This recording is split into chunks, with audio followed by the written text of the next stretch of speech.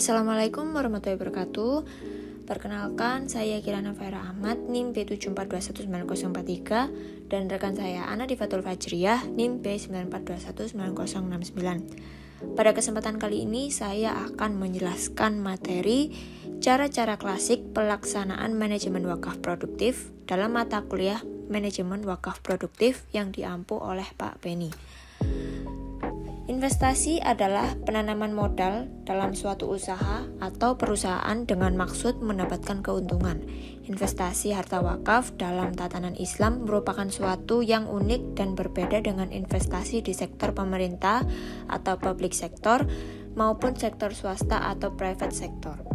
Manajemen investasi wakaf uang dapat dilakukan dengan cara menginvestasikan dana wakaf ke berbagai sektor, seperti sektor real, investasi langsung ke perusahaan-perusahaan ataupun unit-unit usaha produktif, maupun sektor keuangan syariah seperti deposito, mudharabah, dan reksadana syariah. Untuk mengelola wakaf dengan investasi yang melimpah, minimalnya membutuhkan 5 modal, yaitu modal legal institusional mengenai wakaf. Indonesia sudah cukup modal ini, yaitu mengenai Undang-Undang Nomor 41 Tahun 2004 mengenai wakaf. Yang kedua ada modal intelektual, yaitu orang memikir dan menggagas agar syariat Islam ini dapat membumi Islam dalam kehidupan nyata yang dinamik dan kreatif. Yang ketiga ada modal finansial, karena yang menjadi garapan nazir itu selalu berkait dengan biaya. Yang keempat ada modal sosial atau dukungan masyarakat, karena nazir kalau tidak dipercaya masyarakat tidak akan bisa berjalan, apalagi masyarakat yang punya kaitan fungsional dengan nazir. Yang terakhir ada modal jaringan atau networking, yaitu suatu bentuk sinergi antara lembaga-lembaga yang lainnya. Secara khusus, Fatwa MUI mengatur bagaimana memilih investasi yang dibolehkan syariat dan melarang kegiatan yang bertentangan dengan prinsip syariah dalam kegiatan investasi dan bisnis.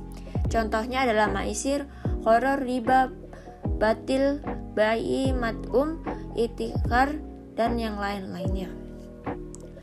Lembaga wakaf memiliki peran dalam perkembangan sejarah umat Islam.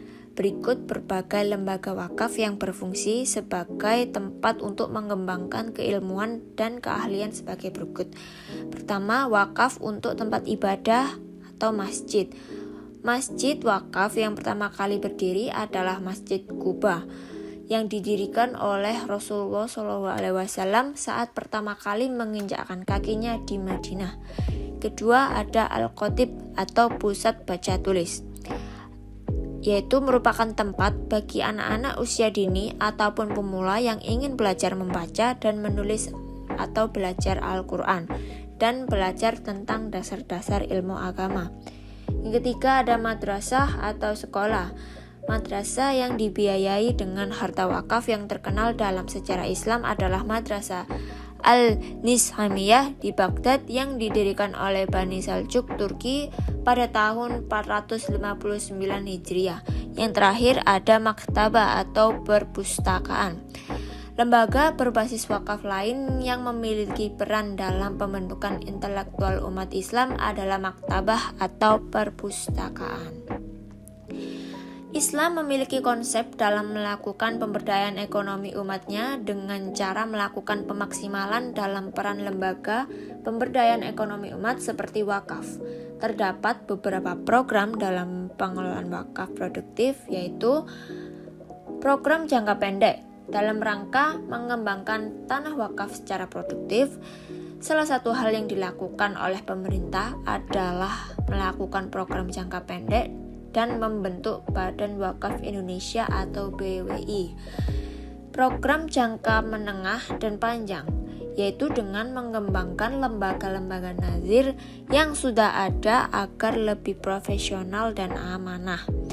Dalam rangka upaya tersebut, Badan Wakaf Indonesia yang berfungsi sebagai mengkoordinir lembaga perwakafan yang ada di seluruh Indonesia. Tanah-tanah wakaf produktif yang sudah terinventarisir oleh Departemen Agama Republik Indonesia yang meliputi seluruh Indonesia dapat diberdayakan secara maksimal.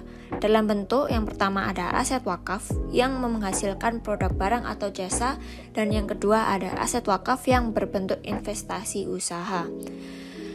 Hampir semua wakif yang menyerahkan tanahnya kepada nazir tanpa menyertakan dana untuk membiayai operasional usaha produktif tentu saja menjadi persoalan yang cukup serius.